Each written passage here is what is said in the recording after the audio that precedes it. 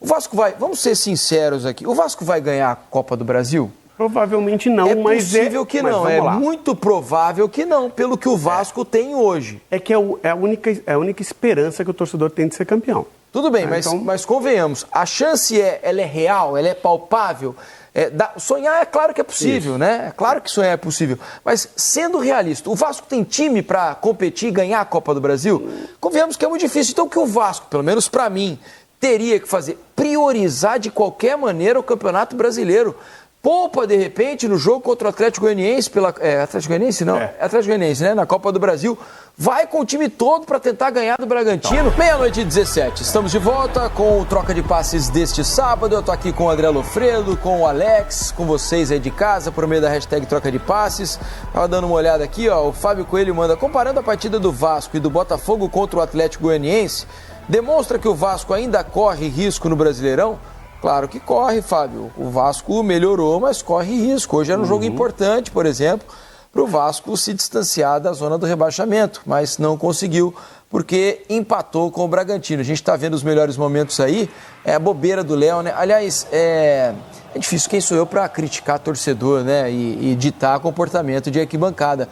Mas eu, particularmente, não gosto quando a torcida se manifesta vaiando um jogador que está em campo ainda. Logo no primeiro tempo já começaram a vaiar o Léo, né? Depois dessa falha no gol do Bragantino. E ele foi vaiado praticamente o jogo inteiro, né? Toda vez que ele pegava na bola, a torcida vaiava. Porque o jogador cria-se uma pressão a mais para o jogador que ele lidou bem. Ele sabe que errou, né? Lidou bem com a situação, hein? Porque ser vaiado por 90 minutos, que foi... o gol foi com 5 minutos a falha. E a torcida acaba, assim, prejudicando o time, porque pode causar... Corre um risco psicologicamente abalar um zagueiro, né? Bom, enfim, o Vasco foi buscar o resultado com as substituições, né? Também tinha jogador sendo poupado, mas era menos, até porque o Vasco não tem como poupar tanta gente, né? E depois que as substituições acontecem, o Vasco vai para cima e consegue o resultado, mas acaba cedendo o empate no Aliás, final. Lofredo, Alex, para mim, eu falei aqui, né, sobre o Flamengo que poupou, pensando na Copa do Brasil. O caso do Vasco, para mim, é ainda pior. Porque o Vasco não está numa situação confortável no Campeonato Brasileiro. Ser rebaixado, é claro que o Vasco está melhorando, está contratando, está trazendo jogadores, o trabalho está sendo bem feito lá pelo Rafael Paiva e deu uma guinada grande aí no campeonato nas últimas rodadas. Mas o Vasco não pode ser rebaixado, esse é o ponto. O Vasco vai, vamos ser sinceros aqui, o Vasco vai ganhar a Copa do Brasil? Provavelmente não, mas possível que não, é muito provável que não, pelo que o Vasco tem hoje. É que é a única esperança que o torcedor tem de ser campeão. Tudo bem, mas convenhamos, a chance ela é real, ela é palpável. Sonhar é claro que é possível, né? É claro que sonhar é possível. Mas, sendo realista, o Vasco tem time para competir e ganhar a Copa do Brasil? Convenhamos que é muito difícil. Então, o que o Vasco, pelo menos para mim, teria que fazer? Priorizar de qualquer maneira o Campeonato Brasileiro. Poupa, de repente, no jogo contra o Atlético Goianiense, Atlético Goianiense não? Atlético Goianiense, né? Na Copa do Brasil. Vai com o time todo para tentar ganhar do Bragantino, escapar da zona do rebaixamento. A melhora que o Vasco teve antes da primeira partida da Copa do Brasil, fez com que o Vasco aceitasse esse risco de colocar uma força maior na Copa do Brasil, classificando, porque a gente tem que lembrar também que a Copa do Brasil, às vezes não tem título, mas ir para outra fase tem um dinheirinho que todo mundo está precisando, um dinheirinho bom, né? Então, veja só que o Vasco pode ter pensado nisso. Precisamos avançar pelo menos mais uma fase de Copa do Brasil para fazer um faturamento e depois a gente vê o que vai acontecer, porque a Copa do Brasil é um torneio aberto. Por mais que o Vasco não esteja entre os favoritos, é um torneio aberto. Como o Vasco já ia, a gente viu ali, 11º lugar, 24 pontos, eram 23 antes dessa rodada.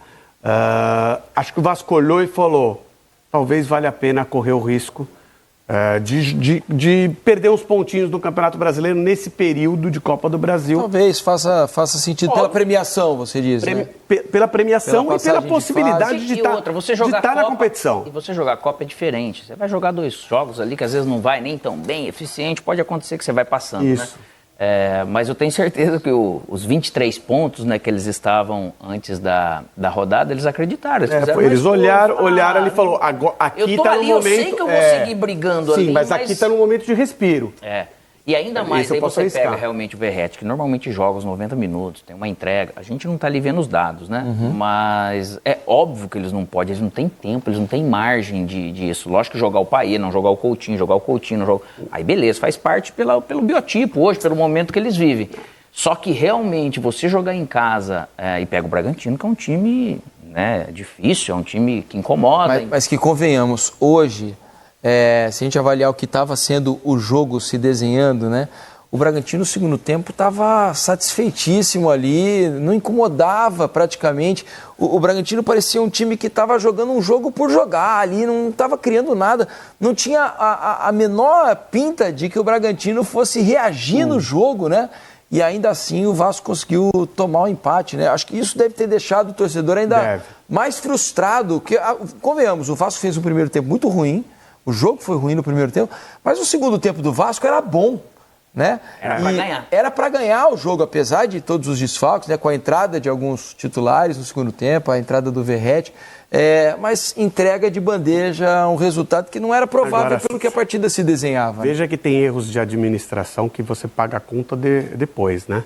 A administração de minutos e de situações. Felipe Coutinho tem que ficar de fora do lama-bol. Do lama-bol contra o Grêmio, você não entra com o Felipe Coutinho para ficar correndo naquela lama. Não, aí depois você tem um campo bom para jogar, um jogo mais em condição do Felipe Coutinho, você aí não entra com o Felipe Coutinho. Você tem que entrar depois. Nesse sentido, hoje, eu já percebi ele um pouco mais limpo nos movimentos, mais leve. Você percebe jogo, movimento mais leve, com bola, conseguindo. Então, e assim, ele vai ainda ajudar, ele vai recuperar, vai ter uma condição boa, vai terminar o ano bem, mas ele vai estar bem mesmo o ano que vem. Né? Ele, do jeito que o Payet voltou de férias, vai acabar sendo assim para essa readaptação. Mas o Vasco, ele realmente não tem grandes opções e por isso ele vai arriscando em alguns momentos. Mas hoje é um pecado você perder 2 pontos em casa da maneira que foi, por uma desatenção, né? Que você acaba dormindo, mas o atacante não. Outra acaba coisa sendo gravemente Outra coisa muito interessante é que o Vasco não tinha Verratti, mas colocava a bola como se tivesse. É meio que automático. Virou um hábito, pegava a bola, já procurava a área e tentava colocar dentro da área para o Verratti, que não estava... O aproveitamento dele é fora de série. Mas assim, Felipe, e voltando lá no negócio das vaias, cara, não é nada minimamente razoável você vaiar o seu próprio atleta numa zona que é de risco, de zaga, por uma falha que aconteceu e é real. Cara, é a coisa mais triste e terrível do mundo.